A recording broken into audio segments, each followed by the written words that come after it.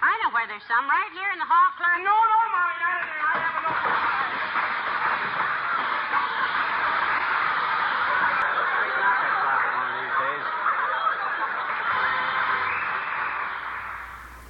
Hi, and welcome back to what I think will be the last episode on the Cobramatic turntable. Here's what we've got for setup. We've got our groovy Auga record by the Mark IV on here. Turntable is here, plugged into the power leads are plugged into the chassis. The signal leads from the cartridge are plugged in here on the chassis. Speaker and our tone, I can't remember what they call it, radio organ contraption, tone setter. So, this should be ready to go.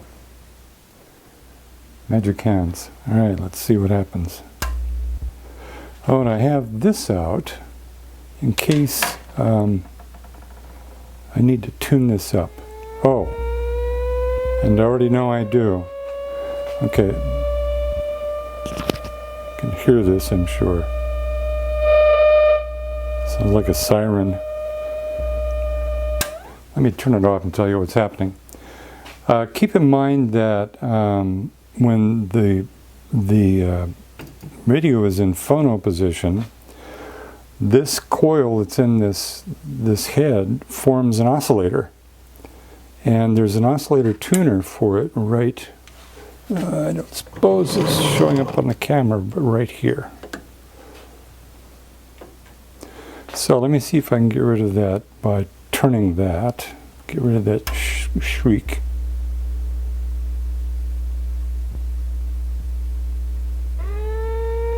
Okay.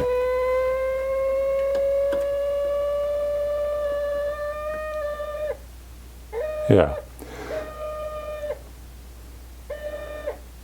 So what we've got to do, this adjusts the frequency of the oscillator, and we've got to get it, the circuit is built to receive that 2.5 megahertz signal, and when it's drifted too far out in that direction, it makes that noise.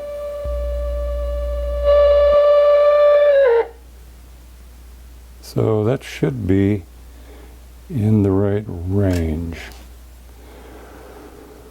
Okay, let's see what happens. Now, I'm hoping that I have this set on manual. Oh, listen. Oh, cool. I don't know if you can hear that either. This is a classic test, right? Cool beans. Right. So I have the turntable set on manual, which means I should be able to pick this up and set it on the record, which is pretty warped actually. And 45 is right in here somewhere. So I'll turn it on. Very good. And I should be able to just pick this up and put it down on the record.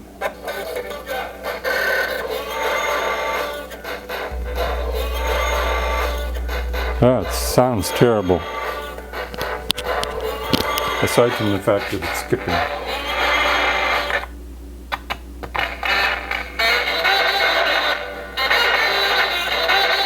Now let's see if we can tune it in a bit.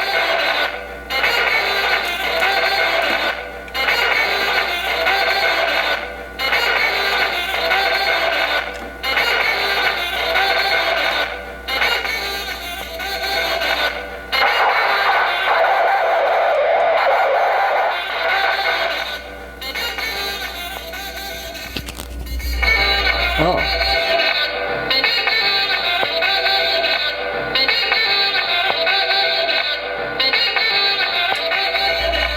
Okay.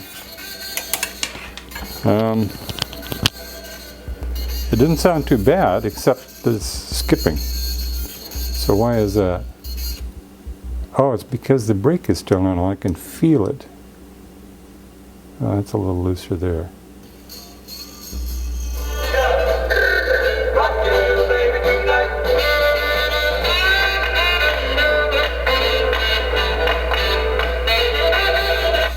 That sounds pretty good. Wow.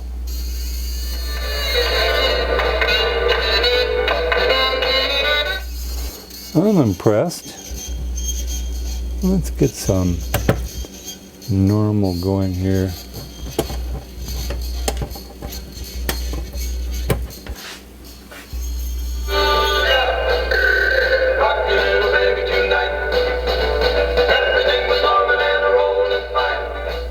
Plenty of volume. Okay, so electrically it's all working. Now let's see if it will change a record for me. Shut it off.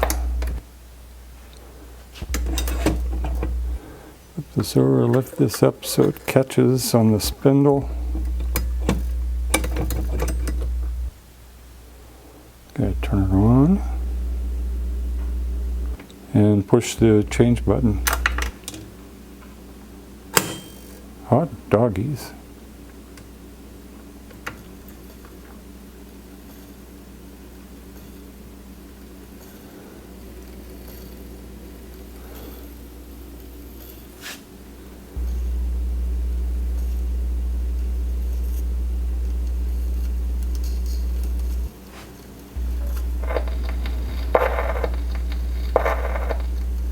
Okay, it's still not going. Oh, it still feels like, okay, I've got a problem in this stack of hardware here. If I push this over till about the exit groove, then it frees up and it will play.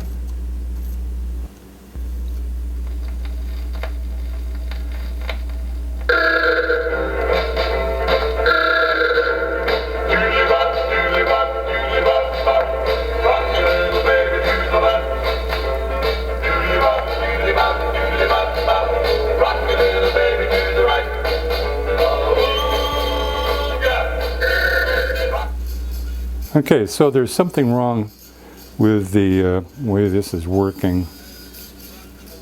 I'll have to puzzle over it and figure it out, but otherwise, speed works, eject works. If there were another record would drop.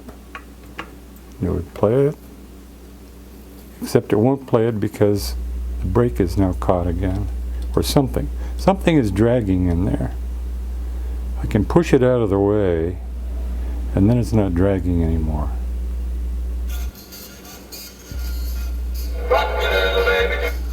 Yeah, okay.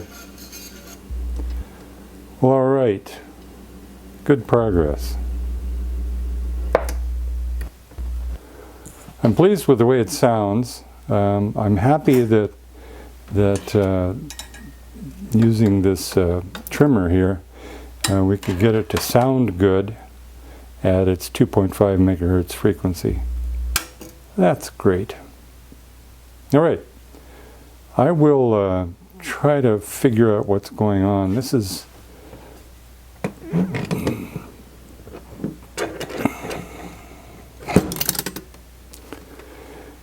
it's right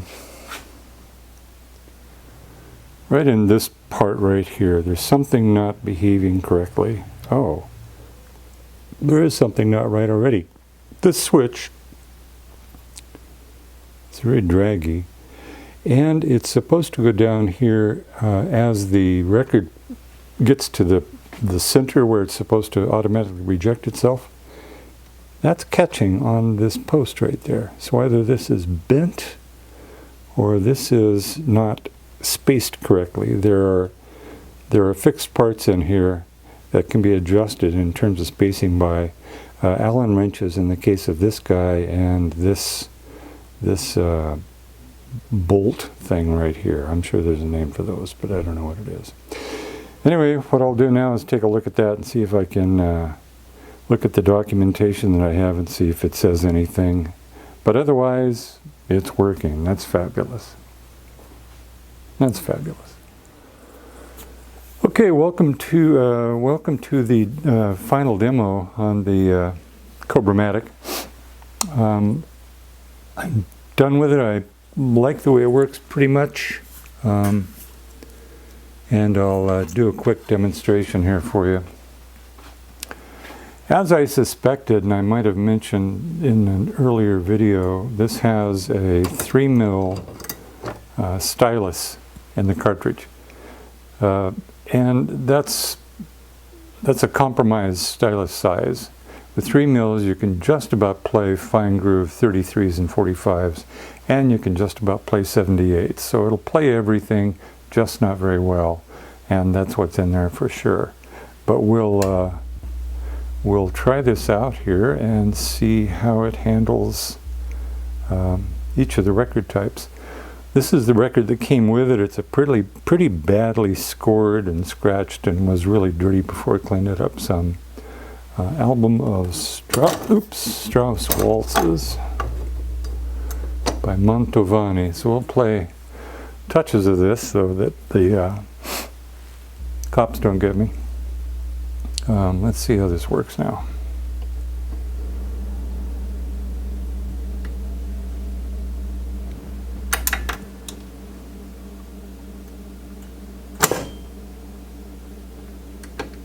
Oop, this isn't quite set to the 10-inch mark. So I'm going to move this over a little bit further. I'll try that again. I don't have the plastic on here, so I can't see where 12 inches is. There's 12.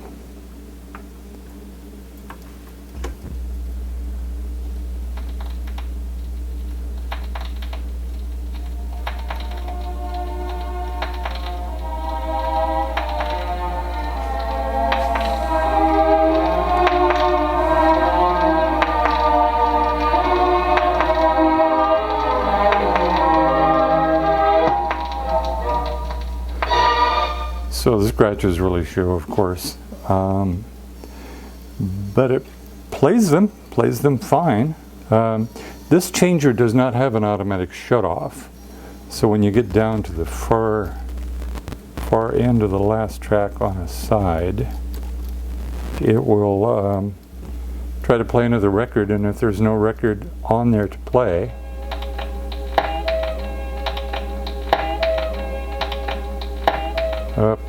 nasty scratch right there.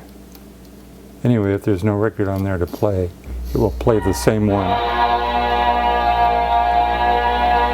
again.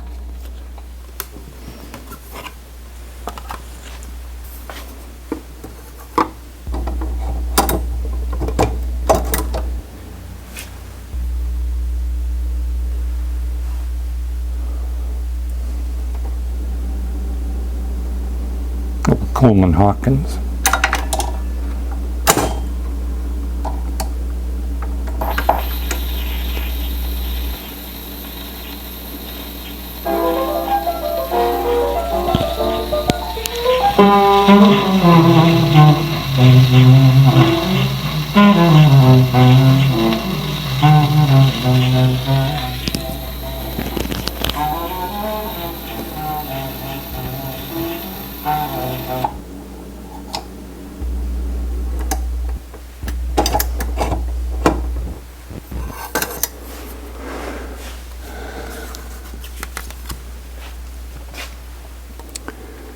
And finally, the world famous The Mark IV with Auga, their #1 hit, I'm sure, somewhere, at some point in time.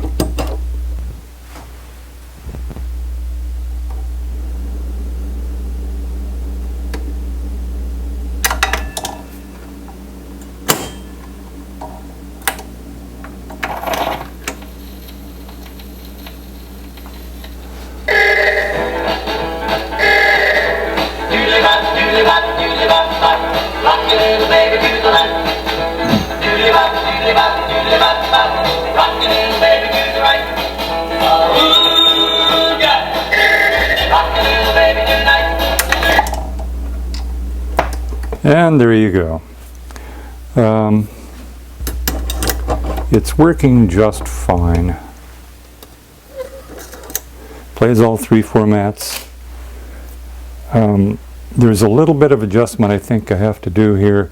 I want this tone arm to swing a little bit further out of the way when it's changing records. But overall, I think it's grand. One thing, if you work on one of these yourself, I wanted to show you a couple of things underneath that you need to be aware of. Let me move the camera. Right up under here in the where the tone arm pivots, there's this bunch of gear right here. Main shaft comes down. This collar just holds everything up. This piece right here controls the tone arm movement back and forth. And this right here, this one, has to do with when it changes records. This is the system that goes in and shorts there and changes records. And you'll notice, maybe you can see it, maybe not.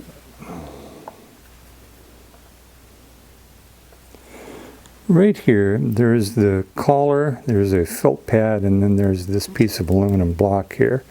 There needs to be a gap right in there. There needs to be some space there so that this piece floats pretty freely.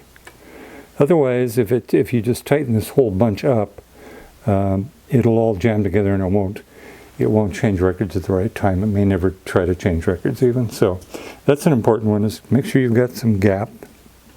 It doesn't take a lot of space, but some space in there. The second thing has to do with this brass or brass-looking piece right here. When this touches that, it activates the electromagnet and goes through the change cycle. And when this post right here, you see that black one right there, is the one that's attached. It's driven by the concentric gear under the top side. Concentric plastic gear, and it moves back and forth as the record is playing. And it's the one that makes sure that this touches this at the right time. And what you've got to know is that when this rod, which moves back and forth like this, is at its uppermost peak, closest to you, there needs to be a 1/16 of an inch gap between this plate and this plate. Otherwise, the record won't change at the right time. So that's an important measurement too, to know about. So those are the couple of things that I've noticed working on this that you need to pay attention to. What I will do now is put the trim back on and show you before and after pictures, and we'll call this one complete. I've got one more to do on the one more video to do on the chassis. There are a few loose ends I want to tie up, but then that will be done. All of the electronics will be finished, and mechanicals, and that'll leave the cabinet to work on. If the weather is good, I might start with that, but it's not going to be good enough to apply any new finishes. So I have another of these chassis to rebuild, which I might do, and I will only video that to show you the difference between these two. Or no, I won't either. They're exactly the same. So I won't even do any videoing on that unless I run across something really interesting. I'll just go ahead and rebuild that. But that'll do it for the Cobramatic, and I'll see you next time. Meanwhile, take care of yourself, be safe, bye.